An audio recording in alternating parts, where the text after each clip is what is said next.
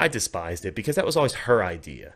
It was always her plan to move to Florida, and I was kind of game for it. But when the divorce came along and everything, I started to despise being there. The ex had a job down there. Her job actually transferred her, which was really good because we were in Southwest Florida, Fort Myers, Cape Coral area, and it's rough. It's a rough part of town for trying to find jobs. This is shortly after the bubble pop, so a lot of people were, bankrupt and foreclosed, and just it was a rough situation at the time. But we were doing okay, and I sold cars up north, so I thought I could just go down south and sell cars again, and it was a totally different world than what I thought it was going to be.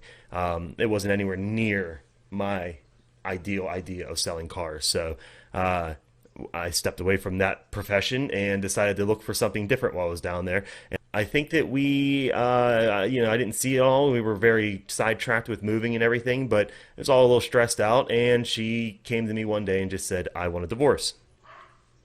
So far, this story follows Briffault's law to the T.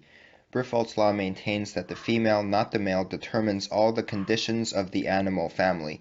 Where the female can derive no benefit from association, no such association takes place. Even though a female has accrued past benefits from her relationship with a male, this is no guarantee of her continuing the relationship in the future. In other words, what have you done for me lately? She instantly started dating her boss. So uh, that became a relationship right away. He was definitely, she's probably about a 7.5. If you just looked at her and just seen her looks wise, especially back then, 7.5. He's probably about a 5.2. Give him that point two. So clearly a difference in range right there, right? Not it's one of those couples where you look at him and go, we all know why she's with him. But he was a good dude. He took care of the kids. He had season passes to Disney and things like that. So he did love them. He loved those kids and he loved her. And she used him for all he was worth, I guess. But Briffault's law serves as the foundation of hypergamy. In other words, if the woman has relatively average or high sexual market value, you will see evidence of hypergamy, monkey branching, trading up soon after or simultaneously with the application of Briffault's law. And that's exactly what happened here when she decided to marry the bank manager. uh, that's whenever I decided that it was my time to do MGTOW. I mean, I looked it up, I found out a bunch of information from it, and I just said, you know what, this sounds like the life for me. I am so done with women, and I am so done with women just taking advantage of men and beating them down and trying to turn them into something that they're not. My whole experience with it is I just don't trust women anymore. My trust factor is so low that I almost find it impossible to even try to date a woman. I don't believe anything that they say to me anymore. I just don't believe it. Men should never trust women.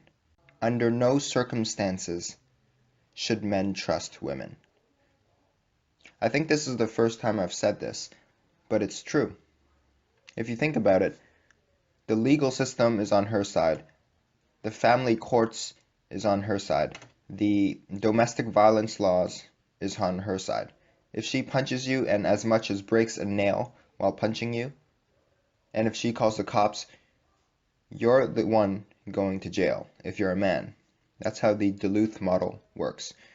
The feminist culture and society and #MeToo is on her side. Under no circumstances should a man trust a woman. And when you deal with somebody like that and you see this in multiple people's lives, and it's funny because like I said, I was the first one in my friend circle to get married, the first one to have kids, first one to get divorced. Now everybody's going through divorces and they're all just hitting that stage now where they hate each other because they don't marry for love. I didn't marry for love. I thought I married for love, but she definitely didn't marry for love. And looking back, I was young, dumb, but not this time.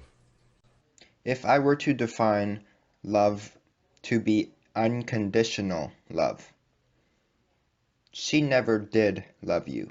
She never will love you. She is not capable of loving you.